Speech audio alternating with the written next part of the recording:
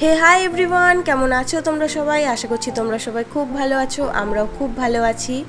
আজকে ছিল হনুমান জয়ন্তী, তো আমি সকাল সকাল উঠে পুজোটা আগে সেরে নিলাম, তারপর রান্নাঘরে চলে এসেছি।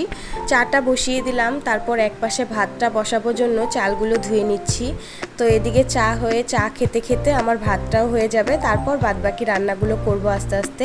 ভাতটা বসিয়ে দিলাম আর চাটা হয়ে গেল। তো আমাদের দুজনের দু রকমের বিস্কিট, আমি খাই নিউট্রি চয়েস আর ও খায় নর্মাল মেরি বিস্কিট। তো তারপর দুজনে মিলে চাটা খেয়ে নিলাম। আজকে আর তেমন জলখাবারে কিছু বানাইনি, সকালে উঠতেও একটু দেরি হয়ে গেছে দুজনের, ওই জন্য ভাবলাম আজকে আর জলখাবারে কিছু বানাবো না, তাড়াতাড়ি রান্নাবান্নাগুলো সেরে লাঞ্চটা তাড়াতাড়ি করে নেবো 1-1:30টার মধ্যে।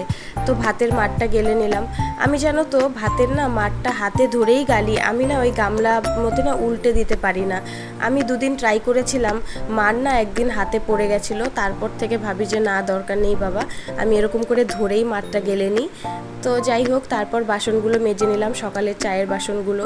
এটাও একটা বড় কাজ, সকালবেলা চা খাওয়ার পর ব্রেকফাস্ট করার পর অনেকগুলোই বাসন বেরোয়। আজকে যেমন ব্রেকফাস্ট বানানো হয়নি, তাই অল্প কয়েকটা বাসনই ছিল। তো তারপর এদিকে ডাল আনা ছিল, ডালটা ঢেলে নিচ্ছি। আজকে রান্না করব মুগ ডাল আর পনির, যেহেতু মঙ্গলবার, তো মুগ ডাল করব, পনির করব, আর দেখি কি একটা ভাজাভাজি করা যায়। তো এই যে ডালটা ধুয়ে আমি বসিয়ে দিয়েছি। আমি কিন্তু মুগ ডালটা ভেজে করি না, আমার মনে হয় কি ভেজে মুগ ডালটা রান্না করলে গ্যাস হয়ে যায় আমাদের দুজনেরই খেলে। তো আমি ওই জন্য কাঁচা মুগ ডালটাই রান্না করি। তো মুগ ডালটা ওদিকে সেদ্ধ হতে থাক, আর এদিকে আমি পনিরের জন্য আলু, তারপর টমেটো এইসব কেটে নিচ্ছি। আলুগুলো কেটে একটু সেদ্ধ করে নেব, তাহলে আলুটা ভালো করে সেদ্ধ হয়ে যাবে আর তরকারিতে অত একটা ফোটাতে হবে না। তো আমি যে কোনো রান্না করার সময় আলুগুলো যদি দিই, তাহলে আলুগুলো আগের থেকে একটু সেদ্ধ করে তারপরে দিই। তারপরে এই যে ডালটা ফুটে গেছে, ডালের ফেনাটাও ফেলে দিচ্ছি। তো সকালবেলা উঠেই পনিরটা রেখেছিলাম, এবারে পনিরটা কেটে নেব। পনিরটা রেখে তারপর আমি ঘুমিয়ে পড়েছি, ভেবেছি আর আধ ঘন্টা পরে উঠে যাব। তো তারপর কোন দিক দিয়ে যে এত বেলা হয়ে গেছে বুঝতেই পারিনি। তো পনিরগুলো কেটে নিচ্ছি। ও আর আমি দুজনেই খুব পনির পছন্দ করি, খুব ভালো লাগে আমাদের দুজনেরই পনির। তো পনির যেদিনই হয় একটু বেশি করেই করি। তো পনিরটা কেটে নিলাম, আর বাদবাকি এই টমেটো ছিল অল্প একটুখানি ঘরে, টমেটো লঙ্কা এগুলোও কেটে নিয়েছি। এই তো পনিরগুলো ভেজে নিচ্ছি এখন, আর ডালটাও এদিকে সেদ্ধ হয়ে গেছে। আসলে কি হয়েছে বলো তো, বাজার নেই সেরকম ঘরে একটা, তো ওই জন্য একটা টমেটো আছে আর অল্প কয়েকটা সবজি আছে, ওগুলো দিয়েই রান্না করব। আর আমি আবার রান্নাতে টমেটো বেশি দিলেই তাহলে টেস্টটাও ভালো হয় আর কালারটাও ভালো হয়। তো ওই জন্য একটা টমেটো আছে, ভাবলাম যে ঠিক আছে থাক, এটা দিয়েই করে নিই, বিকেলবেলা তো বাজারে যেতেই হবে। তো এদিকে ডালটা নামিয়ে নিয়েছি, এবার ডালটা ফোড়ন দিয়ে দিচ্ছি, শুকনো লঙ্কা আর 5 ফোড়ন দিয়ে, আর একটুখানি আদা দিয়ে। মুগ ডাল যেহেতু, এরকম করেই ভালো লাগে।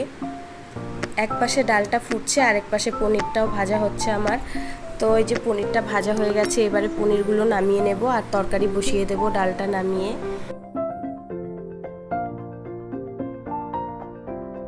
আলুগুলো ভাজতে দিয়ে দিয়েছি, তাহলে তরকারিটা তাড়াতাড়ি হয়ে যায়।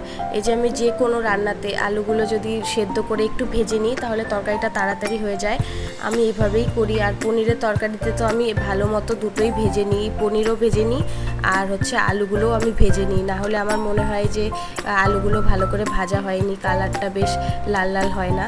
তো পনিরগুলো ভেজে কিন্তু আমি ঠান্ডা জলে একটু নুন দিয়ে ভিজিয়ে রেখেছি, আর এই দিকে আমি তরকারিটা চাপিয়ে দিয়েছি।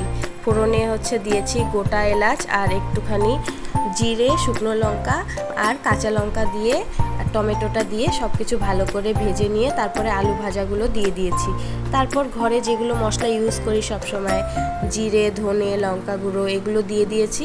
দিয়ে ভালো করে মশলাটা কষিয়ে নিয়ে তারপর দিয়ে দিলাম একটু আদা, আর যেহেতু অল্প টমেটো দিয়েছি তাই একটু সস দিয়ে দিলাম। আমার আবার মনে হয় যে টমেটোটা একটু বেশি থাকলে তরকারিতে টেস্টটা আরও বেশি ভালো লাগে। তো তারপরে দেখো আলুটা কষানো হয়ে গেছে যখন, তখন আমি পনিরের যে জলটা ভেজানো ছিল সেই জলটা দিয়ে দিলাম, তারপর পনিরগুলোও দিয়ে দিলাম, একটু ফুটিয়েই নামিয়ে নেব। কারণ সব কিছু তো আগের থেকেই সেদ্ধ করা আছে, আলু, তারপর পনিরটাও আমি একটু ভিজিয়ে রেখেছিলাম, পনিরটাও নরম হয়ে গেছে। তো অল্প একটু ফুটিয়ে নামিয়ে নিলাম, আর এদিকে আলু সেদ্ধটা মেখে নিয়েছি। আজকে আর ভাজাভাজি কিছু করিনি, ভাবলাম ডাল, পনির আর আলু সেদ্ধ এটাই গরমের মধ্যে ঠিক আছে। তো তারপর রান্নাবান্নাগুলো সব করে নিয়ে এই যে বাসনপত্রগুলো সব মেজে নিচ্ছি। আসলে কি বলতো, আমার না এই কাজটা সব থেকে বিরক্তিকর লাগে। আমি সব কাজ করতে রাজি আছি, কিন্তু আমার এই বাসন মাজতে না একদম ভালো লাগে না। আমি ঘর ঝাড় দিয়ে দেবো, ঘর মুছে দেবো, রান্না করে দেবো, যত রান্না দেবে আমি রান্না করে দেবো, কিন্তু আমার বাসন মাজতে একদম ভালো লাগে না। তো যাই হোক, কী করা যাবে, দুজনের সংসার নিজেকেই করতে হবে। তো যাই হোক, বাসনগুলো সব মেজে নিলাম, রান্নাঘরটাও পরিষ্কার করে। এইবারে দেখো আমার একদম রান্নাঘর পরিষ্কার করে সব কিছু ঠিকঠাক করে রেখে দিয়েছি। এরপর একটু আমি ঘরগুলো মুছে নেব। অন্য দিন লাঠি দিয়েই ঘর মুছি, আজকে আবার মনে হলো কি যে না, একটু নিচু হয়ে ঘর মুছি, তাহলে হাতে শক্তিটা দিয়ে ঘরটা মুছলে ভালো মতো ঘরটা পরিষ্কার হবে। আমি প্রতিদিনই ঘর মুছি, তো লাঠি দিয়ে মুছলে একটু কষ্ট কম হয়। আজকে যেহেতু প্রথমবার এরকম নিচু হয়ে হাত দিয়ে ঘর মুছছি, তখন বুঝতে পারলাম যে না, অনেক কষ্ট। সত্যি বলতে লাঠি দিয়ে খুব একটা কষ্ট হয় না, দাঁড়িয়ে দাঁড়িয়ে তো, আর বসে বসে ঘর মুছতে যে এত কষ্ট আমি আজকে ফিল করতে পেরেছি। যাই হোক, সবগুলো ঘর মুছে নিলাম। আর 3-4টে ঘর মোছা কি মানে মুখের কথা বলো তো, খুব কষ্ট হয়েছিল। তো যাই হোক, করতে তো হবেই নিজেকেই সব কাজ। তো ঘরগুলো ঝটপট মুছে নিয়েছি। ও এদিকে ফ্যানটা পরিষ্কার করে দিয়েছিল, কিন্তু তাও আমার মনে হচ্ছিল যে আরেকটু নোংরা আছে, তো ভাবলাম এই ভেজা ন্যাতাটা দিয়ে আরেকটু ফ্যানের ওপরটা মুছে দিই। ও ঝেড়ে দিয়েছে, তো আমি তারপর ভাবলাম যে না, একটু মুছে দিই। তো তারপর স্নান টান করে চলে এসেছি, এত গরম লেগেছে। তারপর ভাবলাম একটু শরবত করে খাই। এই যে দুজনে মিলে একটু শরবত খাবো। এই যে শরবতটা বানাচ্ছি, দেখো পুদিনা পাতা দিয়ে, লেবু দিয়ে। খুব ভালো হয়েছিল, প্রথমবার ট্রাই করলাম আমি এরকম পুদিনা পাতার শরবত। এত টেস্ট হয়েছিল, আর একটা ফ্লেভার খুব সুন্দর এসেছিলো। আমার খুব ভালো লেগেছে, ওরও খুব ভালো লেগেছে। তো তারপর ওই শরবত খেয়ে একটু রেস্ট করলাম। তারপর বিলিদা এলো, তারপর আমরা তিনজনে মিলে এই যে লাঞ্চ করতে বসছি। লাঞ্চ করে খেয়ে দিয়ে একটু রেস্ট করলাম। তারপর বিকেলবেলা খবর পেলাম যে মদনমোহন ঠাকুর নাকি আজকে সাগরদিঘিতে আসবে নৌকা বিহার করতে। তো সেই দেখতে সবাই মিলে তাড়াহুড়ো করে 10 মিনিটে রেডি হয়ে বেরিয়ে পড়লাম। এই যে ভিড় দেখো, এখানে এত ভিড়, এত লোকজন ছিল। তো সবাই মদনমোহন ঠাকুরের নৌকা বিহার দেখতে এসেছিলো। তো আমরাও দেখে তারপরে চলে এসেছি মাসের বাজার করতে। মাসের বাজার করলাম। তারপর যেহেতু হনুমান জয়ন্তী ছিল, তো ঠাকুরের একটু দর্শন করে বাড়ি এসে চপ আর কফি খেয়ে বসেছি সব মাসের বাজারগুলো গোছাতে। তো আমাদের তো টোনাটুনি দুজনের সংসার, তো আমাদের এই র্যাকটার মধ্যেই সব মাসের বাজারগুলো এঁটে যায়। আর যা দু একটা বেঁচে যায় সেগুলো অন্য আবার আরেকটা জায়গায় আমি রেখে দিই। এ দেখো, বিস্কিটগুলো আমি সব গুছিয়ে নিচ্ছি এখন। তারপর টুকটুক করে সবগুলোই গুছিয়ে নিলাম, সব জিনিসপত্র গুছিয়ে নিলাম। আজকে তো আর তেমন রাতের কিছু রান্না নেই, দুপুরে সব কিছুই আছে, শুধু কিছু একটা ভাজা করব আর ভাতটা করব। তো ওদের সাথে গল্প করছি, বিলিদার সাথে, দীপের সাথে, আর আমি এগুলো গোছাচ্ছি। তারপর ওই যে ওপরে যে ম্যাগি দুটো দেখতে পাচ্ছ, ওই ম্যাগি দুটোর সাথে দুটো বাটি দিয়েছে, সেটাই দীপকে দেখাচ্ছিলাম যে দেখো দুটো বাটি ফ্রি পেয়েছি। আর ফ্রির জিনিস কারি না ভালো লাগে বলো তো।